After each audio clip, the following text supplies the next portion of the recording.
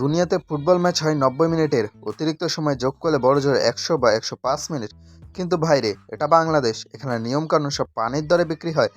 ১৬২ minute পেরিয়ে গেছে, তবুও খেলা শেষ হওয়ার নাম নেই। আপনারা ঠিকই শুনেছেন, ১৬২ মিনিট। ফুটবল ম্যাচ দেখতে এসে দর্শকরা এখন কনফিউজড। তারা কি ফুটবল দেখছেন নাকি টেস্ট ক্রিকেটের প্রথম দিন পার করছে? আজ আমরা কথা বলবো বাংলাদেশের ফুটবলের সেই ঐতিহাসিক টেস্ট ফুটবল এবং মাঠের সার্কাস নিয়ে।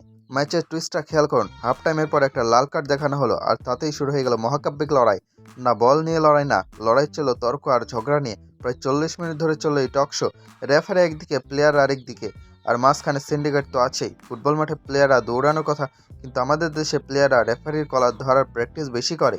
৪০ মিনিট ঝগড়া করার পর যখন খেলা শুরু হলো, তখন দর্শকরা ভুলে গেছে ম্যাচের স্কোর কত ছিল। এই যে ১৬২ মিনিটের তামাশা, এটা আসলে আমাদের ফুটবলের কলঙ্কার অবস্থাকেই ফুটিয়ে তোলে। পাইপলাইন তো অনেক আগেই জং ধরে নষ্ট হয়ে গেছে, আর ফুটবলের ব্যবস্থা এখন আইসিইউতে। যে ফুটবল নিয়ে একসময় সারা দেশ মাতোয়ারা থাকতো, সেই ফুটবল এখন গুটি কয়েক মানুষের সিন্ডিকেটের পকেটে। নিয়ম যেখানে ইচ্ছে মতো বাঁকানো যায়, সেখানে ফুটবল আর ফুটবল থাকে না, হয়ে যায় পাড়ার গোল্লাছুট। বসুন্ধরাকে যেমনে হোক জিততে হবে, এই মানসিকতা আর সিন্ডিকেটের খেলা ফুটবলকে মাঠ থেকে সরিয়ে এখন ড্রয়িং রুমের টেবিলে নিয়ে আসছে। প্রথম দিন তো ১৬১ মিনিট শেষে ১-১ সমতায় শেষ হলো। এখন প্রশ্ন হচ্ছে, দ্বিতীয় দিনে কি আবার খেলা শুরু হবে, নাকি আম্পায়াররা রেফারিরা বল তুলে নেবেন?